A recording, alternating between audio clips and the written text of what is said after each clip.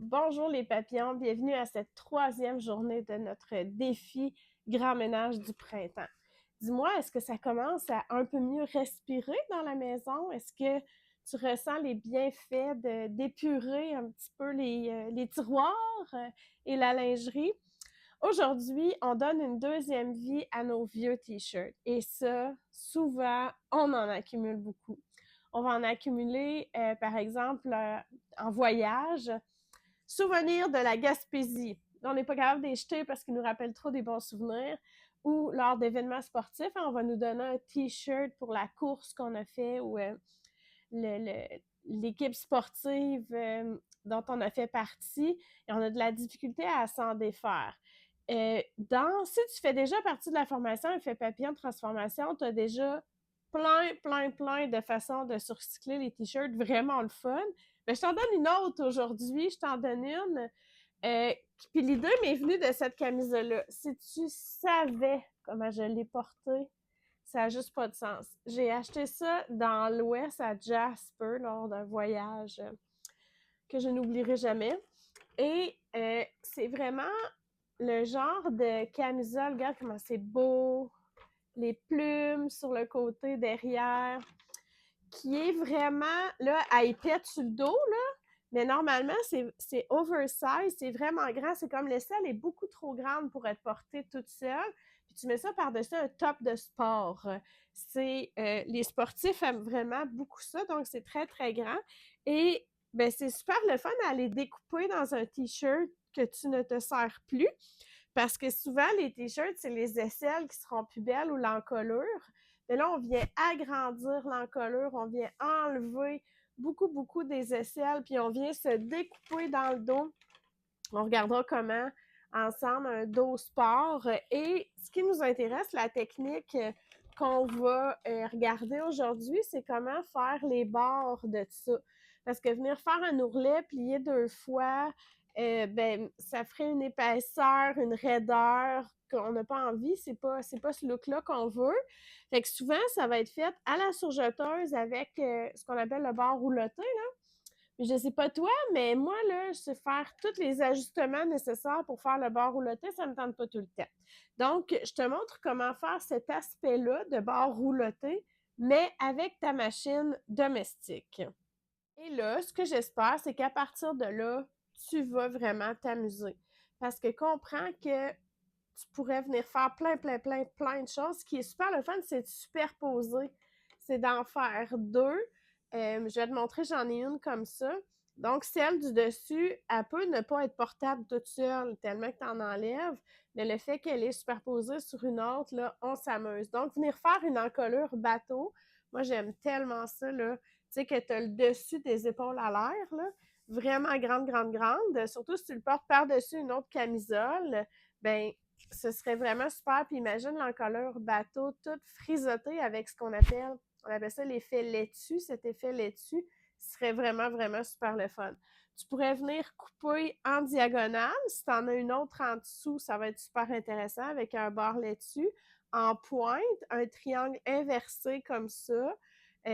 C'est vraiment sans fin toutes les formes que tu pourrais venir faire un trou ici sur un ovale sur le côté. Il y a des super belles robes. Là. J'ai vu des beaux patrons pour faire ça sur des robes sur le côté, soit qu'on voit la peau du côté ou que tu superposes sur un autre chandail. Donc, c'est vraiment de s'amuser avec cet petit effet laitue, ce petit bord rouloté pour venir donner une deuxième vie à un t-shirt qui, autrement, se serait ramassé à la poubelle. Donc, rendez-vous à la table de coupe. Ça, c'est une autre que j'ai tellement porté. Écoute, je l'ai tellement porté que le bord rouloté est en train de se détacher de la camisole. Puis il y a des papillons, donc tu comprendras. Puis elle était en 2 épaisseurs. Je t'ai pas amené l'autre, là, mais il y a une autre épaisseur en dessous du vert plus foncé. Puis elle est plus longue d'un côté, elle est moins échancrée. Donc là, c'est la superposition des deux qui fait que c'est vraiment super intéressant. Donc, ce qu'on va faire, on va prendre un t-shirt qu'on ne veut plus utiliser. Ici, ça ne marche pas avec l'empattement de boutonnière, mais c'est juste pour te donner l'exemple. Et on va le plier en deux comme ça. On s'assure que nos coutures d'épaule sont vraiment l'une sur l'autre, qu'il est plié en deux, mais vraiment de façon précise et égale.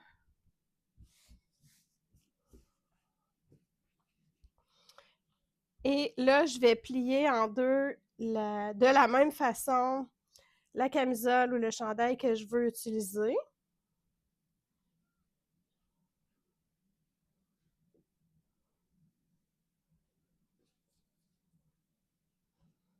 Il y a comme une belle fente devant, quand même assez intense.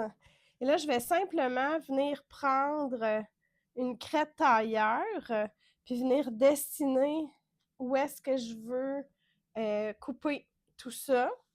Donc, venir tracer où est-ce que je veux couper. Puis, je vais faire la même chose avec le dos. Je vais plier mon dos en deux.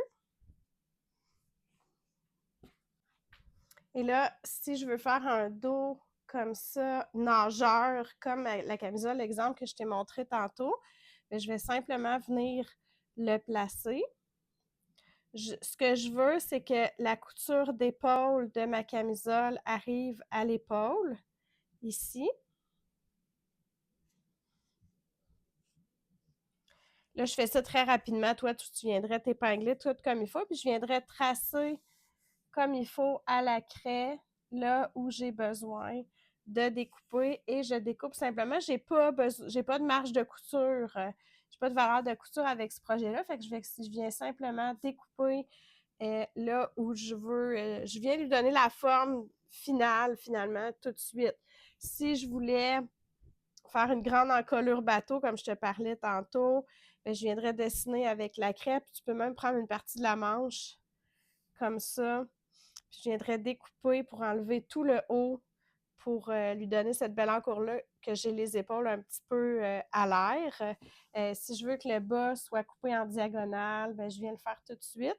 Puis après, une fois qu'on a découpé comme ça, on peut passer à la machine à coudre. Moi, je vais utiliser la technique ici. Je ne refais pas l'encolure ou les manches. C'est pas ça que je viens modifier, c'est le bas. Parce que ce que j'ai ici, c'était le haut d'une robe qui a été coupée. Donc, le bas n'est pas fait. Et ça, je le sais que c'est très populaire de venir couper des t-shirts pour faire des crop tops. Mais là, je vois beaucoup de jeunes filles qui ont de la difficulté à venir faire le bas parce que c'est du tissu stretch.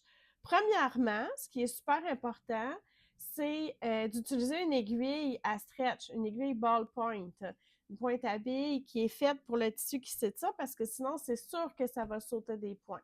Il y a toutes sortes de façons de venir faire le bas, comme l'aiguille double. T'sais, on en a vu plusieurs ensemble, celles qui font partie de la formation.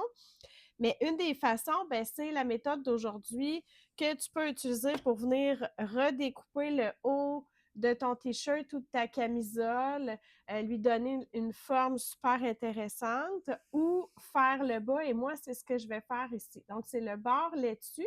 Ça ressemble beaucoup au bord rouloté qu'on va faire à la surjeteuse, mais nous, on va le faire avec notre machine domestique. J'ai pris soin de venir mettre une aiguille qui est faite pour l'extensible, une aiguille ballpoint pour s'assurer que ça ne saute pas de point.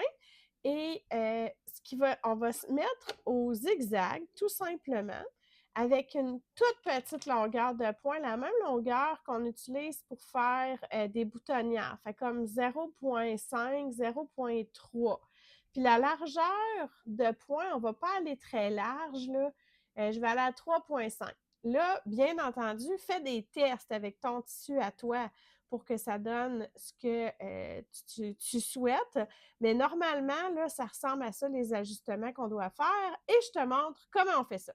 Je vais mettre mon pied presseur en plein milieu. Mon tissu, le bord de mon tissu est vis-à-vis le milieu de mon pied. Tu sais, d'habitude, là, mon pied il repose entièrement sur le tissu pour être sûr que les griffes d'entraînement le prennent bien.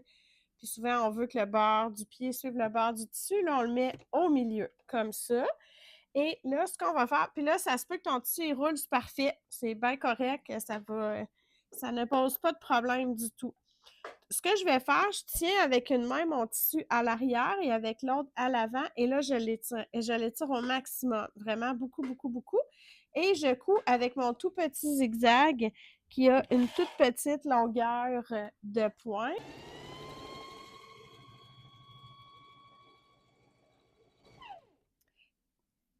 Tire pas trop fort sur ton tissu. Laisse les griffes d'entraînement faire leur travail. Si tu vas trop vite, il n'y aura pas le temps de faire chacun de ces points. C'est pas une surjeteuse, hein?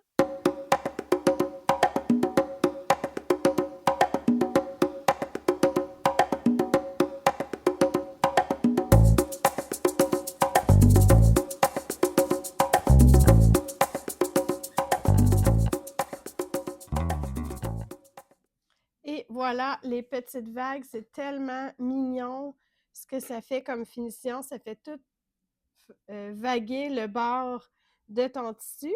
Alors, une petite manche comme ça, toute vaguée, une encolure avec cette finition-là, ça donne complètement un autre look et c'est super intéressant. Et voilà le résultat. Le petit bord volanté, comme ça. Donc, un croc top coupé comme ça. Trop cute comme effet. Et on peut utiliser la même méthode, comme je te disais, pour venir faire des manches vraiment grandes avec le bord volanté. Ça va être vraiment le fun. Une grande, grande encolure. Tu pourrais carrément mettre les ciseaux et couper ici, avoir un chandail avec juste une manche. Ça, c'est vraiment beau. Puis le bord de ce chandail-là, avec juste une épaule, serait tout volanté avec cette technique-là du bord dessus, qui est, tu l'as bien vu, vraiment très simple. Je pense, sincèrement, que c'est la leçon la plus courte à vie. Mais ça donne quand même une bonne idée à quel point, des fois, ça n'a pas besoin d'être compliqué, puis on peut donner une deuxième vie à un vêtement sans beaucoup de temps, finalement, sans beaucoup de ressources puis de matériel. Et là, on vient de créer quelque chose de complètement nouveau et différent. J'espère que ça t'a plu. Il y a 1 million d'autres choses à faire avec des t-shirts. Il n'y a aucune raison de jeter des t-shirts dans la poubelle, aussi magané soit-il. Donc, j'espère que ça te plaît, que tu vas aller faire un bon ménage de tes tiroirs, sortir les t-shirts de toute la famille et leur donner une deuxième vie. On se voit demain pour la dernière rencontre de ce défi ménage du printemps. J'ai déjà hâte de te retrouver. À très bientôt.